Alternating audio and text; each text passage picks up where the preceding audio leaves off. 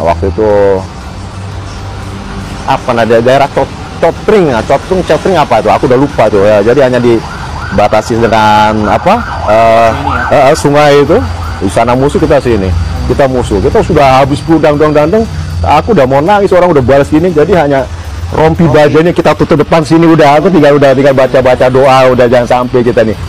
Hanya itu pengalaman yang paling sangat berkesan, dan itu membekas dalam hidupku ini ya. Artinya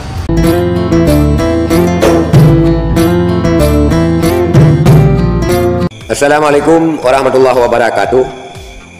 Saudara Lun fi ayyi makan. Pada kesempatan ini kita melihat seorang prajurit TNI yang bercerita tentang ganasnya konflik Aceh. Ketika dia berada di Paya Cetring, terjadi kontak tembak, sehingga dia hanya pasrah dan memohon kepada Yang Maha Kuasa untuk dipanjangkan umurnya. Paya Cetring adalah sebuah rawa di Kecamatan Muara II, pernah menjadi saksi bahwa ketika TNI mengepung gerakan Aceh Merdeka di Paya Cetring tersebut harus mengerahkan pesawat udara, tetapi pasukan GAM pada masa itu berhasil lolos.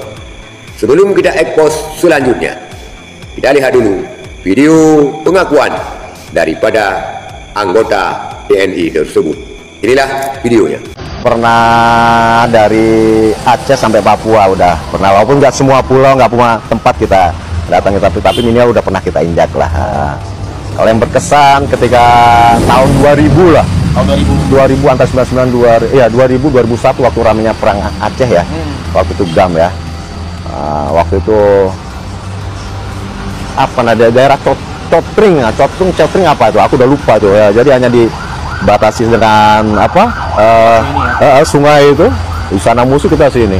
Kita musuh. Kita sudah habis pudang dandang. Aku udah mau nangis, orang udah balas gini. Jadi hanya rompi bajanya kita tutup depan sini udah. Aku tinggal baca doa udah, jangan sampai kita nih.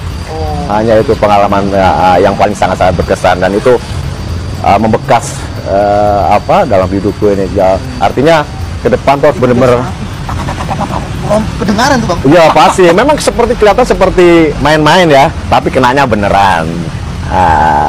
Aceh waktu itu. Iya, kurang lebih seperti itulah. Kalau di Papua nggak seganas seperti di Aceh. Kalau Aceh kan kita nggak tahu musuhnya, entah di hutan, di kota, di pasar, di masyarakat, susah untuk deteksi. Tiba-tiba kita lagi asik ngobrol gini, motornya kita nggak bisa. Kalau di Papua kan banyak kan di hutan ya.